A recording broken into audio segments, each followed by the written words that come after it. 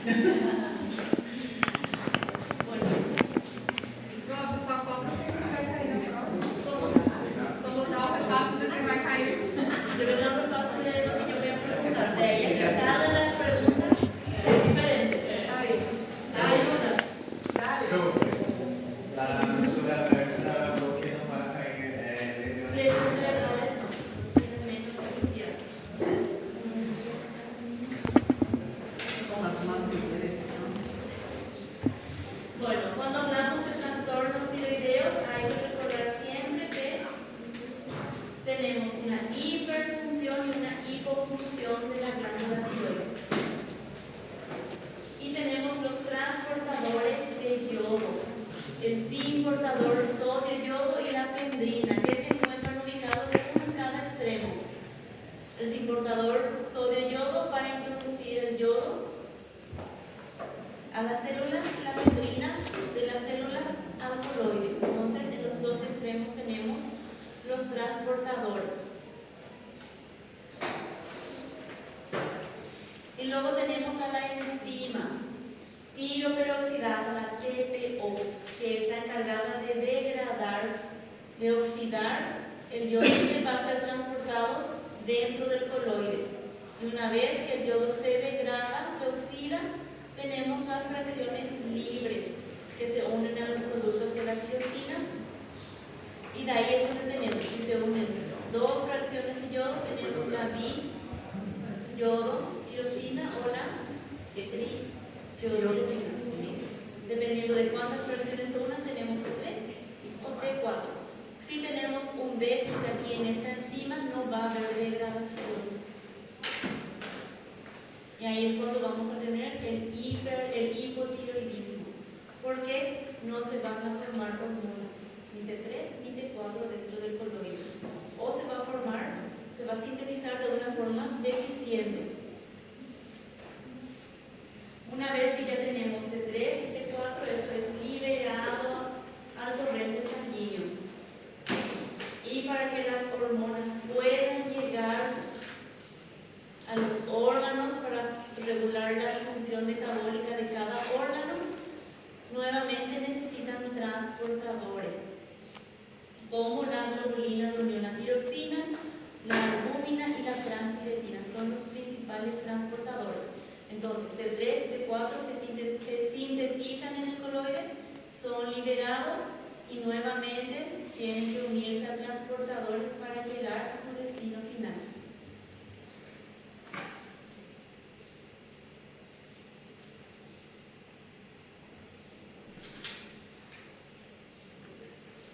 Bueno, las funciones de las hormonas tiroideas: regular el metabolismo y la síntesis de proteínas.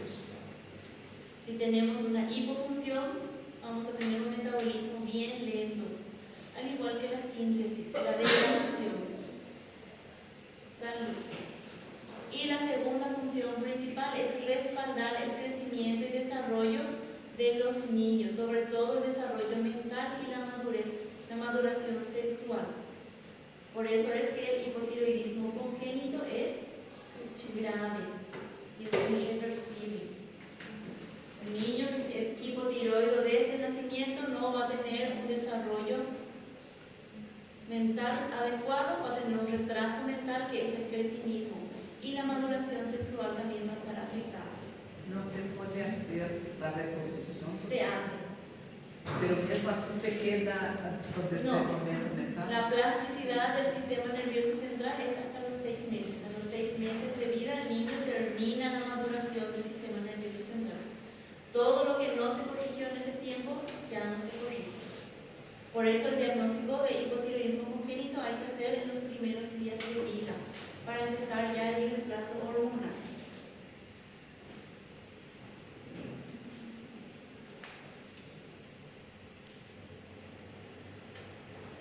Bueno, ¿qué es lo que vamos a pedir siempre? TSH sérica. Tenemos un paciente con clínica de un hiper o hipotiroidismo, primer método diagnóstico, TSH.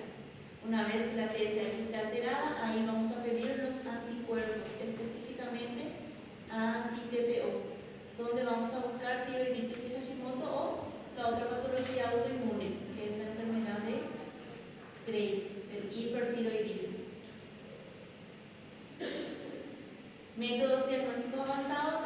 vamos a pedir siempre una ecografía tiroidea o una tomografía o una resonancia magnética de tiroides. La prueba radioactiva con yodo ya no es muy utilizada, pero los estudios de imágenes, sobre todo los que no son lesivos, como la resonancia o la ecografía, siempre vamos a pedir. Y luego tenemos las alteraciones de la función de la glándula tiroides, el bocio. El bocio podemos tener en el hipotiroidismo y también en el hipertiroidismo.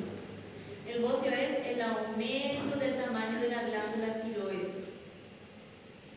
Podemos tener en el hipotiroidismo, en una glándula tiroide eutiroide, o sea, la función de la glándula está normal, pero la glándula está inflamada, está aumentada de tamaño. O en el hipertiroidismo, podemos tener un bocio difuso, una inflamación más generalizada, o un bocio nodular. Un bocio, una glándula tiroides aumentada de tamaño por la presencia de nódulos. Professora, o iodo não usa mais para fazer um marcador, um biomarcador, não utiliza mais o iodo 123? Ya no es muy utilizado. Hoy en día lo que más se utiliza son los estudios de imágenes y las funciones. La función de aspiración con agua fina. Porque não usa o iodo injetado para fazer a diferença do bócio nodular do difuso, não é? El difuso. Pero hoy en día con el bocio difuso también ya se puede hacer por ecografía. El diagnóstico ecográfico es menos invasivo para el paciente. Y luego tenemos el bocio tóxico. El bocio tóxico tenemos en el hipertiroidismo. ¿Qué es lo que ocurre en el bocio tóxico? Tenemos una hiperfunción de la glándula tiroides, que puede ser la glándula misma que está produciendo demasiadas hormonas tiroideas, o el bocio tiene un nódulo que es hiperfuncionante. La glándula produce T3, T4 y el nódulo también produce T3 y T4 de forma independiente. Entonces tenemos una hiperproducción. Essa tirotoxicose acontece muito na doença de Kerbein, não é? También en la tiroiditis de Kerbein, y también ocurre bastante en la enfermedad de Graves. Enfermedad de Graves pasa. Las dos patologías.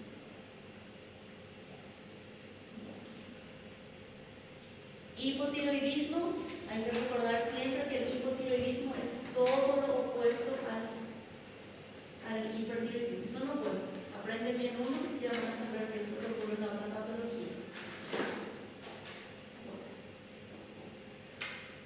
Los valores normales tenemos aquí. TSH, valor normal de 0.4 a 4.0. T3 de 80 a 220, T4 de 5 a 12. Pero eso va a depender nuevamente de cada laboratorio. Bueno, el hipotiroidismo puede ser congénito o puede ser adquirido.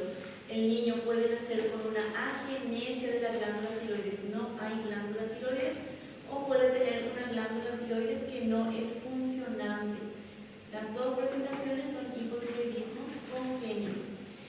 Y el adquirido se va desarrollando a lo largo de la vida. Puede ser por un déficit de yodo, por una exposición prolongada a radiaciones, puede ser por neoplasias, o puede ser de causa autoinmune.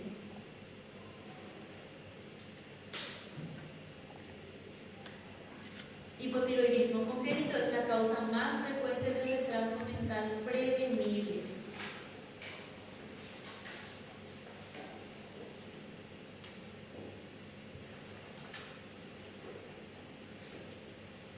Lo importante del hipotiroidismo congénito es el diagnóstico temprano para la suplementación temprana.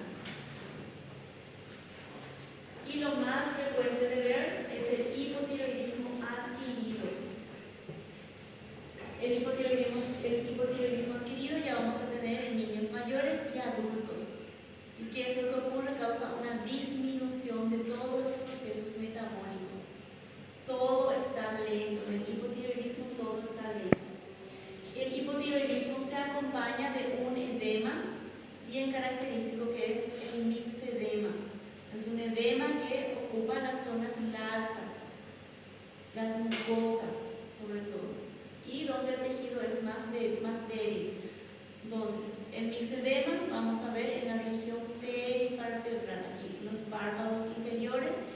también en las mucosas.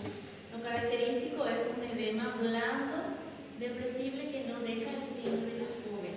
El edema es bien blando, pero no va a dejar el signo de la fobia. El signo de la fobia es la depresión, la marca que queda después de comprimir la zona donde hay edema.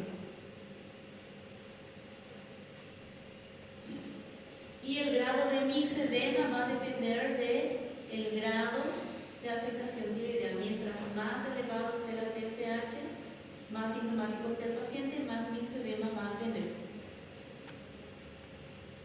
¿Cuál es el riesgo del mixedema? El mixedema puede progresar hasta un angioedema, tejidos laxos, blandos, mucosas, y puede causar un edema de glotis. ¿Qué es lo que ocurre cuando hay edema de glotis? Hay una falta de aire, hay un cierre de la vía aérea superior, por eso es peligroso. Bueno, el hipotiroidismo y el hipertiroidismo siempre lo vamos a clasificar en primario, secundario y terciario. Primario, cuando tenemos afectación directa de la glándula tiroides. La glándula tiroides no produce hormonas o la glándula tiroides produce demasiadas hormonas. Es la glándula la que tiene problemas. Se envía el estímulo desde el hipotálamo y también desde la hipófisis, pero la glándula no puede regularse. Hipotiroidismo secundario, cuando tenemos afectación hipofisiaria. Hipotiroidismo terciario, cuando tenemos una afectación hipotalámica. Y lo mismo para el hipertiroidismo, que es lo importante que puedan identificar cuándo es un hipotiroidismo primario. En el hipotiroidismo primario vamos a tener TSH elevada, T3 y T4 disminuidos, baja. La forma más frecuente de presentación de un hipotiroidismo primario es la tiroiditis de Hashimoto, que es el hipotiroidismo autoinmune. Aquí vamos a pedirle al paciente anti-TPO. ¿Qué es lo que ocurre? Los anticuerpos atacan a los antígenos de la tiroperoxidasa, entonces no puede cumplir su función, no puede oxidar el yodo y no se forma, no hay síntesis de T3 ni de T4. Y esta es la forma de presentación del hipotiroidismo más frecuente. El hipotiroidismo autoinmune, la tiroiditis de Hashimoto. ¿Y qué es lo que ocurre? Tenemos una inflamación crónica de la glándula tiroides que después se va degradando y va perdiendo su función. Es una inflamación crónica.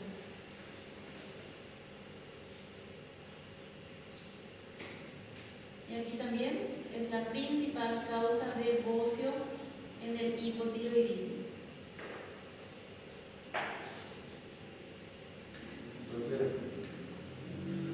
O bócio, então, ele é la inflamación de la tiroides es debido al trastorno autoinmune.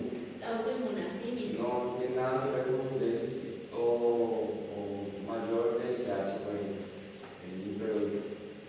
Sí, hay pacientes que tienen hipotiroidismo, una tiroiditis de Hashimoto o una TSH muy aumentada, pero que el diagnóstico se hace temprano, cuando la enfermedad está en actividad. Siempre cuando es algo autoinmune, tiene un proceso de actividad. Tiene una etapa en que la enfermedad está bien activa y luego entra en remisión, con o sin medicación. Ahora, si se hace el diagnóstico en el primer episodio ya, es probable que el paciente todavía no tenga un bocio. Pero si eso se extiende a lo largo de la vida, el paciente sí va a tener bocio porque esta inflamación va a ser crónica, una inflamación prolongada.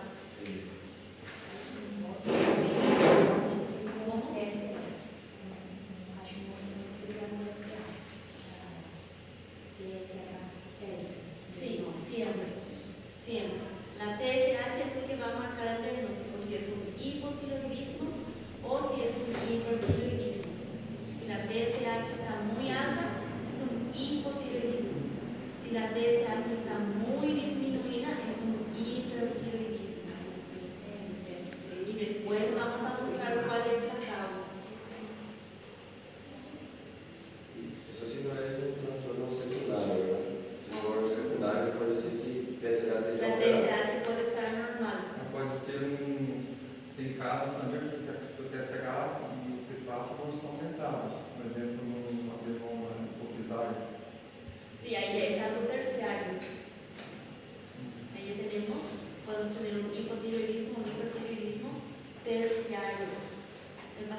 tiene todas las manifestaciones clínicas de un hipotiroidismo, pero la TSH puede estar normal, porque él está en la hipófisis, el hipotálamo sigue generando el estímulo.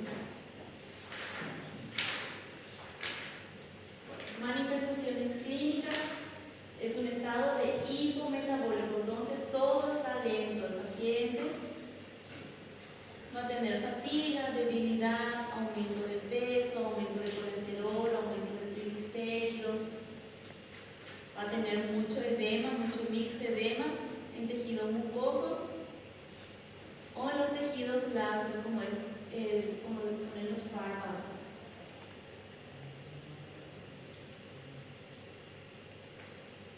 Y los principales síntomas. El paciente por lo general acude a consulta por estreñimiento, ganancia de peso, mucha distensión abdominal, muchos gases. En el sistema cardiovascular el paciente puede tener mucha bradicardia, es lo característico, y tendencia a la hipotensión también. El paciente se mantiene hipotenso, bradicárdico y es un paciente obeso, que refiere que todo el tiempo está con el abdomen distendido y tiene mucha ganancia de peso, incluso haciendo dieta. Le pedimos un dosaje de perfil lipídico, colesterol, triglicéridos aumentados. Y a nivel del sistema nervioso central es un paciente que tiene un agotamiento mental. El paciente es lento, le cuesta comunicarse, le cuesta entender, procesar una información. Puede tener retardo y alteraciones de la memoria. Todo el sistema nervioso central está lento.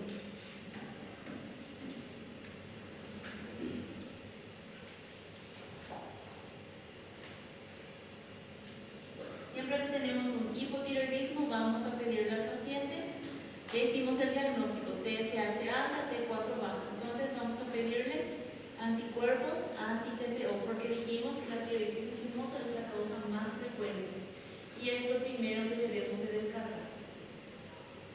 Si el TPO está normal, ahí vamos a buscar otras causas. ¿Cuál es la segunda causa más frecuente? El déficit de la ingesta de yodo. A primeira causa de hipotireoidismo no Brasil é a Hashimoto, e a nível mundial é a Hashimoto. En Paraguay también es Hashimoto. En Paraguay también es Hashimoto. También es Hashimoto. ¿Por qué en Brasil y en Paraguay es más frecuente el Hashimoto y no el déficit de yodo? Por causa da adição do iodo no sal. Sí, porque en Sudamérica hubo un exceso de cretinismo, niños con hipotiroidismo congénito. Entonces, ¿qué se hizo? Se hizo toda una campaña a nivel de Sudamérica para la concientización sobre el consumo de yodo, la sal yodada. Ahí es cuando se hizo obligatorio que la sal debe de tener yodo, debe de tener sal yodada. Entonces, no es una causa frecuente en Sudamérica el déficit de yodo. Bueno, la principal, esto sí es algo que yo preguntaría, la principal complicación del hipotiroidismo es el coma mixedematoso, es la presentación clínica más grave. ¿Y cómo sabemos que un paciente está en coma mixedematoso? Aparte de que la TSH va a estar muy elevada, el paciente va a llegar literalmente en coma. El paciente va a estar en coma y aparte de eso va a tener un edema generalizado, un edema duro que no va a dejar volver. Y el paciente va a tener signos de hipoxia por retención de dióxido de carbono. El paciente va a estar en coma, edematizado y va a tener cianosis. Vamos a constatar desequilibrios hidroelectrolíticos como la hiponatremia y alteraciones más graves. Si el paciente tiene hiponatremia, entonces va a tener, ¿cómo va a estar el potasio? Si el sodio está muy bajo. Porque o pH vai estar baixo também por causa Sí.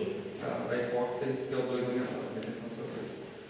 El paciente va a tener hipotermia. Dijimos tiene intolerancia al frío. El paciente puede tener una hipotermia maligna por debajo de niveles compatibles con la vida, porque va a haber una pérdida de la regulación térmica a nivel del sistema nervioso central por la retención de CO2. ¿Y qué es lo que vamos a hacer con este paciente? Le vamos a dar oxígeno, vamos a corregir el sodio y vamos a aportar el calor. Eso es lo básico que debemos de. ¿Y qué más? ¿Cómo va a estar el paciente? El paciente va a estar muy bradicárdico y con hipotensión. Esa es la presentación clínica de la complicación más grave del hipotiroidismo. Então, a hipotermia, bradicardia e hipotensão. Pode ser uma briga. Sí, pero debe estar acompañado de edema. Edema generalizado y con Vai ter signo de poder, né? 5D. 5D. El mix Poder negativo? Poder negativo? negativo, es un edema duro.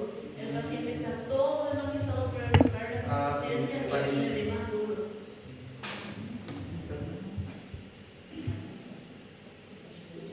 Luego tenemos el hipertiroidismo, que es todo lo opuesto. Y tenemos a la tirotoxicosis, que es el síndrome clínico que se produce cuando la TSH está muy baja y la T3, T4, sobre todo T4, está muy alta. Profe, tenía unas literaturas que hablan que la antiloxicosis y la hipertiroidismo no son lo mismo. ¿Qué tú crees de eso?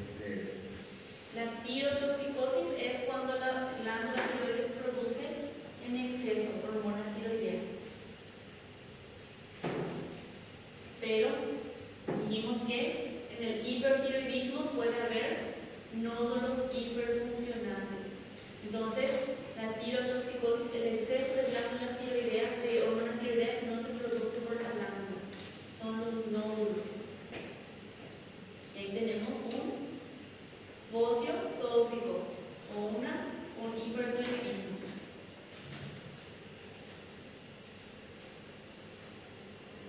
E se for o Kerben, é limitado, é transitório, né?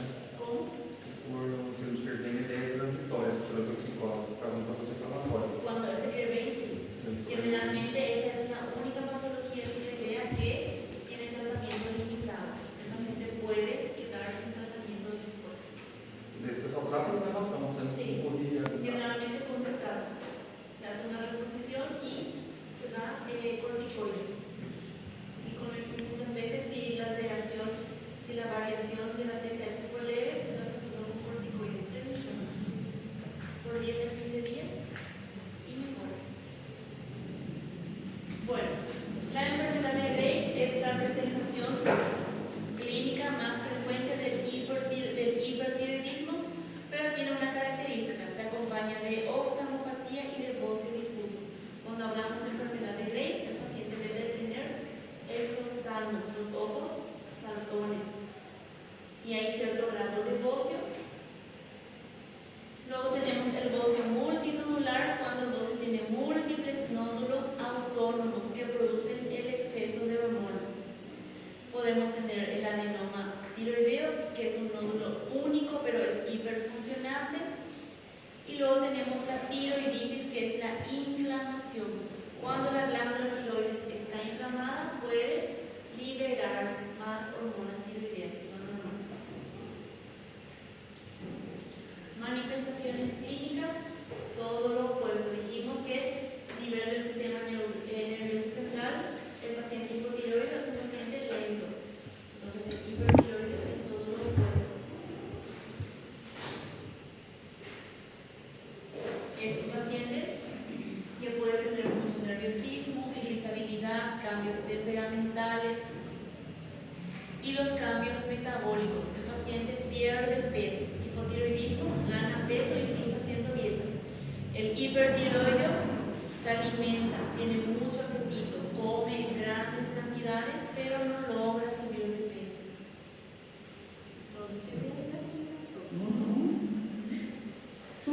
Yo creo que no, porque el hipertiroideo se alimenta todo el tiempo y no gana peso, porque el hipertiroideo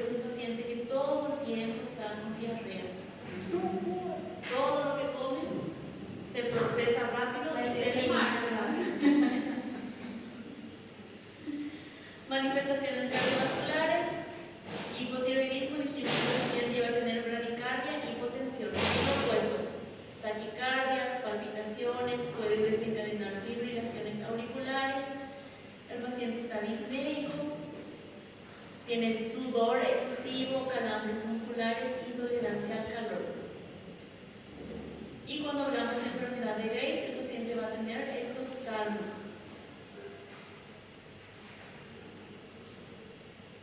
Y esto es importante. El hipertiroidismo se hace el diagnóstico también con una prueba muy fácil cuando buscamos evaluar el temblor muscular fino. Tiene temblor de las manos en reposo.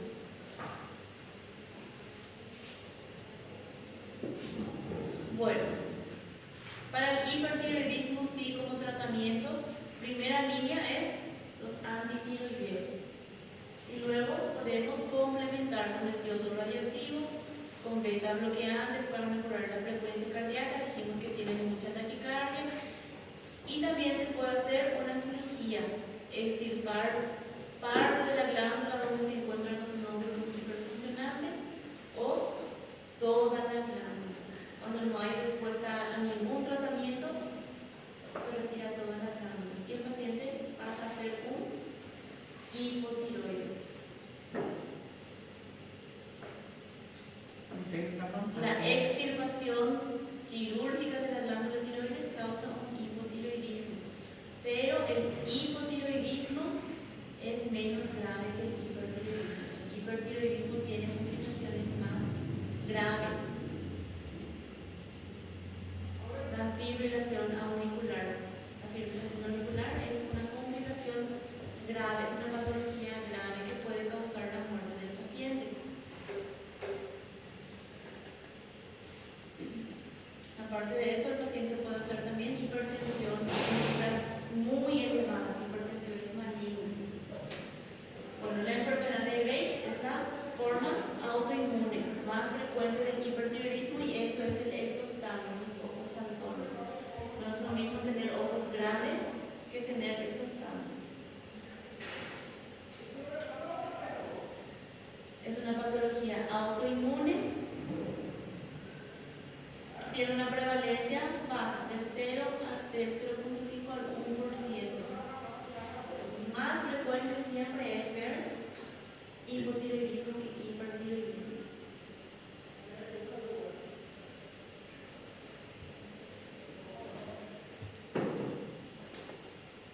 En la práctica, yo el miércoles en consultorio vi el 5º hipertiroidismo desde que soy médica. No aquí en Salto, en general, 5 casos. Pero hipotiroidismo es muy, muy frecuente.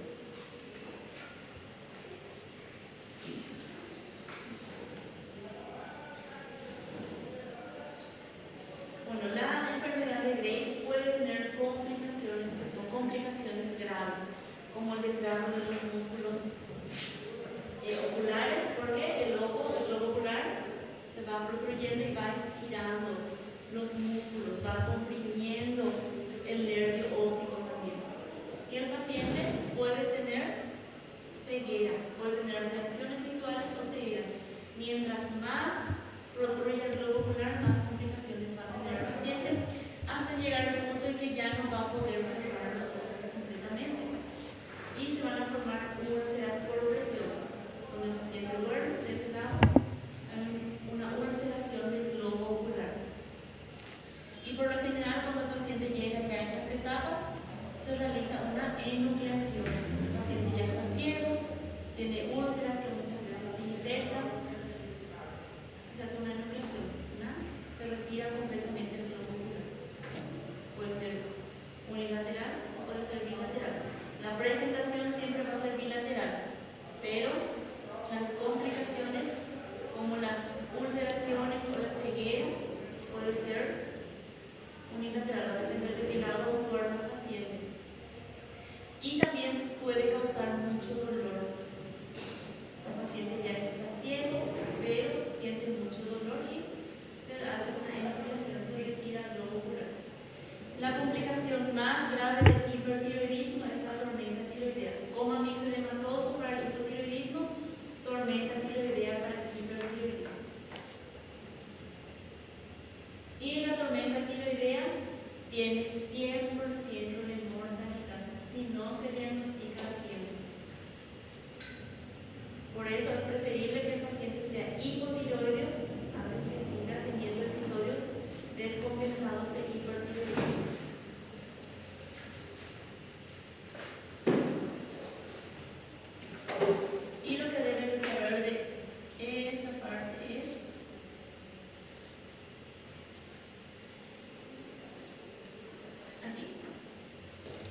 ¿Cómo se va a presentar el paciente? El paciente va a tener una taquicardia excesiva, frecuencias cardíacas mayores a 200.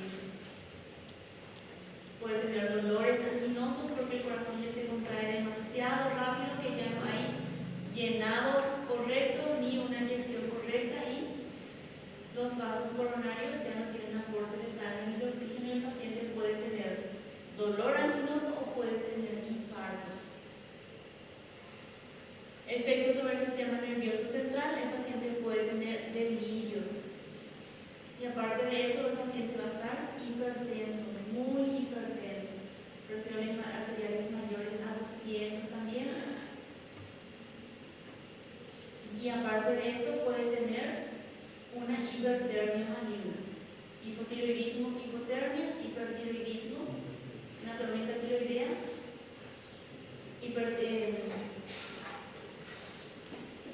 una hipertermia maligna. Entonces, en la tormenta tiroidea vamos a tener taquicardia extrema, hipertensionales elevadas y vamos a tener también hipertermia. Se é um corpo, ele cita, tem um livro na internet que ele cita, o corpo ele cita que aumenta a pressão de pulso e aumenta a pressão sistólica também. Também, pressão sistólica. Aí aumenta aquela pressão de pulso, que é a diferença. É por isso